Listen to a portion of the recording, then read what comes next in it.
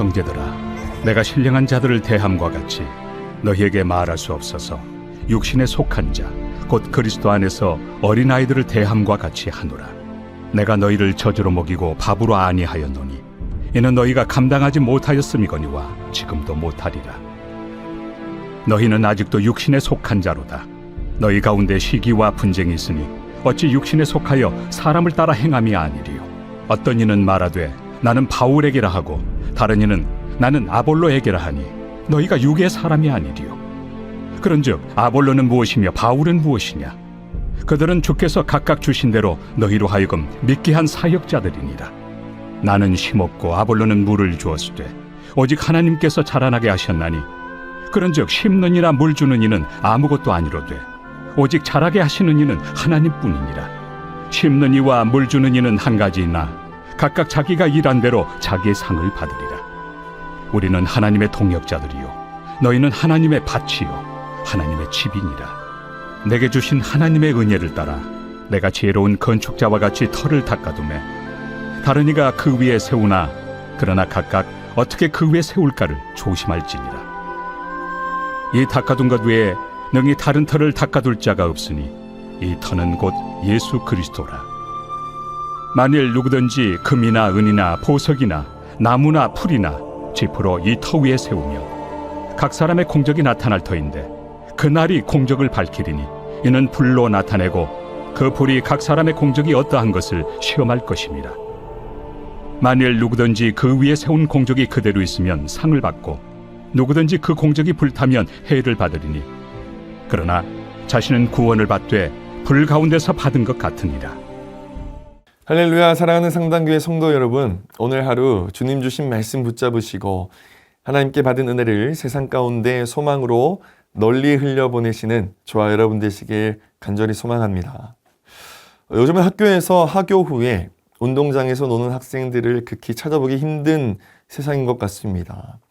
우리 장년층 성도님들 또 30대 청년들은 늘 하교 후에 운동장이나 동네 골목에서 웃고 떠들며 놀았습니다. 그때 빼먹지 않고 했던 행동이 하나 있었는데 바로 그것은 편먹기입니다.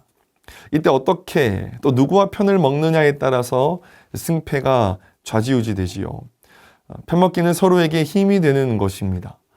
그런데 이게 함께 힘내서 이겨보자라는 긍정적인 편먹기가 아니라 서로를 배척하고 또 따돌림시키는 나쁜 편먹기로 존재하기도 했었던 것 같습니다.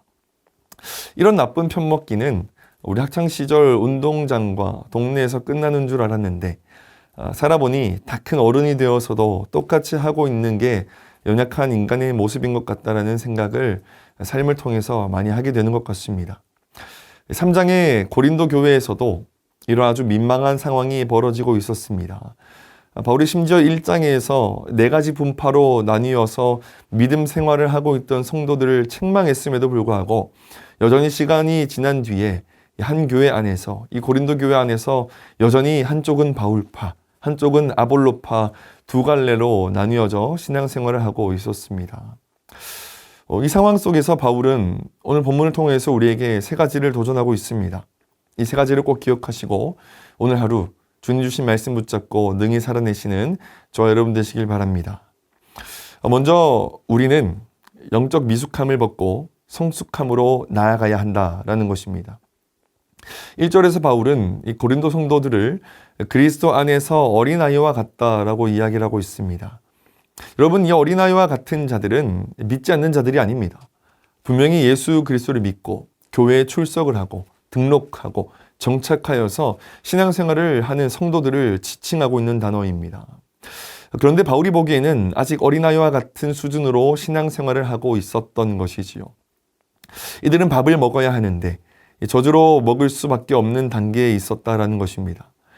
이들이 그렇게 평가받는 이유가 3절과 4절 말씀에 나옵니다. 너희 가운데 시기와 분쟁이 있으니 그리고 나는 바울에게라 나는 아볼로에게라 하니. 무엇입니까? 하나님의 영이 거하는 곳에서 편먹기 하고 있는 것입니다. 편먹고 서로 갈라치기 하고 편먹고 서로 따돌리고 욕하고 정죄하는 것입니다. 사람을 따라서 줄을 세우고 내 편, 네 편 가르는 것. 이것이 오늘 본문에서 말하는 영적 어린아이 된 자들의 모습입니다. 믿음의 연수는 길어졌는데 신앙의 내용이 자라지 못한 상태인 것이죠. 여러분, 신앙의 미숙함은 언제 드러납니까? 사람에게 기대를 걸고 그 사람이 내게 실망을 줄 때, 내 신앙이 같이 무너질 때 미숙함이 드러나는 것입니다.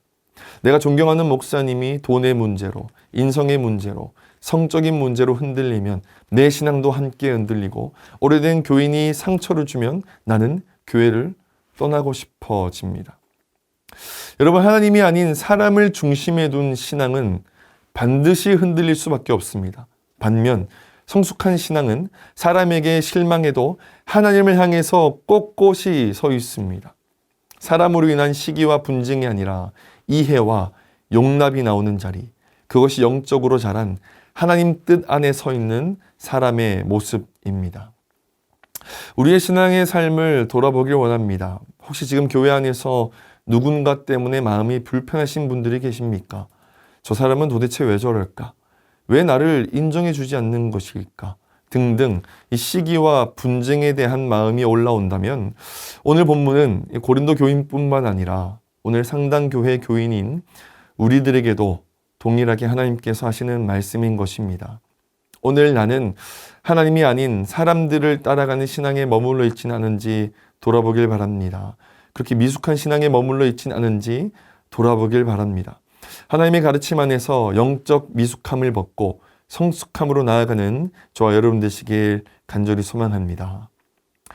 다음으로 우리는 오직 하나님만이 우리의 영적인 성숙을 자라게 하심을 신뢰해야 합니다. 5절에서 바울이 핵심 질문을 던집니다.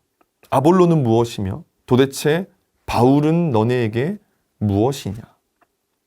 고린도 성도들이 그렇게 줄을 서고 분쟁하고 시기하며 싸우던 그 바울과 아볼로가 사실은 하나님 안에서는 아무것도 아니라는 것을 의미하고 있습니다.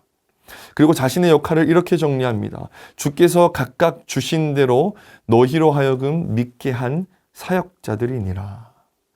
그리고 6절에서 7절에서 아주 선명한 그림이 나옵니다. 나는 심었고 아볼로는 물을 주었으되 오직 하나님께서 자라나게 하셨나니. 여러분, 심는 것도 역할이고 물을 주는 것도 아주 중요한 역할입니다.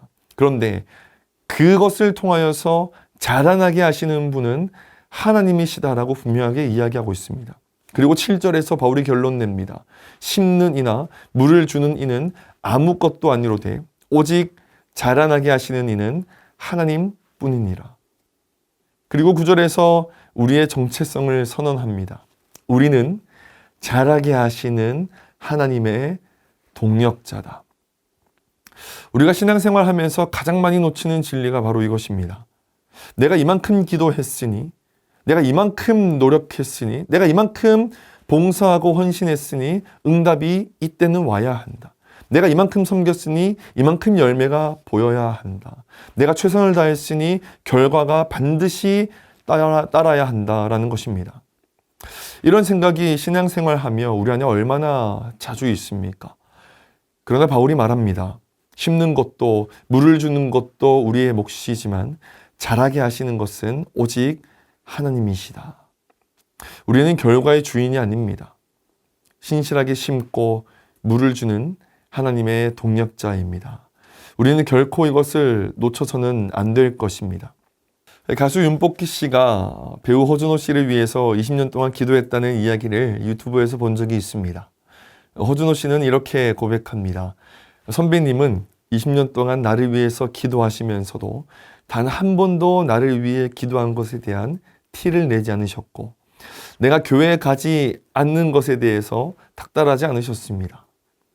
윤복희 선생님의 기도로 내가 이렇게 주님 앞에 지금에서야 쓰임받는 것을 고백하지 않을 수가 없습니다. 여러분, 우리는 하나님 앞에서 결코 결과를 강요할 수 없습니다. 그러나 신실하게 심을 수는 있고 신실하게 물을 줄 수는 있습니다. 그 심음과 물줌을 자라게 하시는 분이 하나님이심을 우리 오늘 다시 한번 신뢰하시는 저 여러분 되시길 간절히 소망합니다.